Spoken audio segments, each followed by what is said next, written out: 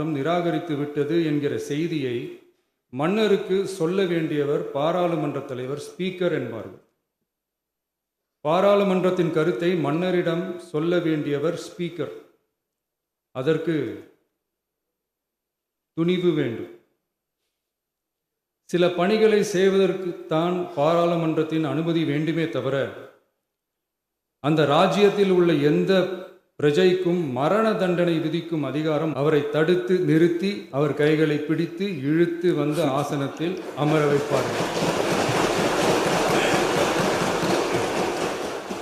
இதுதான் அந்த காலத்தில் இருந்து வந்த மரபு.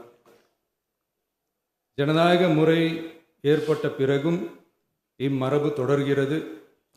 நிச்சயமாக தமிழக வெற்றிக் கழக உறுப்பினர்கள் அனைவருமே உங்களுக்கு உதவிகரமாகவே இருப்பார்கள் என்கிற வாக்குறுதியை இந்நேரத்தில் அளிக்க விரும்புகிறேன். பேரவையின் மாண்பையும் கண்ணியத்தையும் பேரவை உறுப்பினர்களின் கண்ணியத்தையும் காக்க வேண்டிய பொறுப்பை உங்களிடத்தில் ஒப்படைத்திருக்கிறார்கள். தற்காலிக பேரவைத் தலைவர் பொறுப்பில் மிக சிறப்பாக பணியாற்றிய நம்முடைய உறுப்பினர் திரு மூவி கருப்பையா அவர்களை சந்திக்க நேற்றுக்கு சென்றிருந்தேன். அங்கே முந்தைய பேரவைத் தலைவர்கள் படங்களை கண்ணுற்ற போது, அவர்களை பற்றி அறிந்தபோது உண்மையிலே எனக்கு பெருமிதம் தந்தது. ஏனென்றால் எடுத்துக்காட்டாக விளங்கும் திரு ஜே சிவ சண்முகம் பிள்ளை, டாக்டர் யு கிருஷ்ணராவ், திரு எஸ் செல்லப்பாண்டியன் அவர்களுடைய வரிசையில் மிக சரியான ஒருவரையே நாம் முன்மொழிந்துள்ளோம் என பெருமை அடைந்தேன்.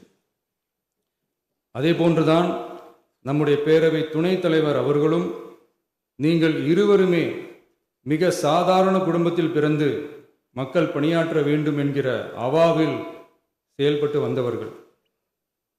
குணம் நாடி குற்றமும் நாடி அவற்றுள் மிகை நாடி மிக்க கொளல் எனும் வள்ளுவரின் வாய்மொழிக்கேற்ப சட்டமன்ற நடவடிக்கைகள் சீராக, செம்மையாக, அமைதியாக நடைபெறும் வகையிலும் சட்டமன்ற ஜனநாயக பண்புகள் நெறிமுறைகள் பேணி பாதுகாக்கப்படும் வகையிலும் இந்த அவைக்கு பேரவை தலைவரும் பேரவை துணைத் தலைவரும் பெருமை சேர்ப்பீர்கள் எனும் நம்பிக்கை எனக்கு உண்டு. அரசியலுக்கு அப்பாற்பட்டு மனிதர்களை மதிக்கும் நல்ல பண்புகள் நிலைநாட்டப்பட வேண்டும். தமிழ் பண்பாடு போற்றப்பட வேண்டும்.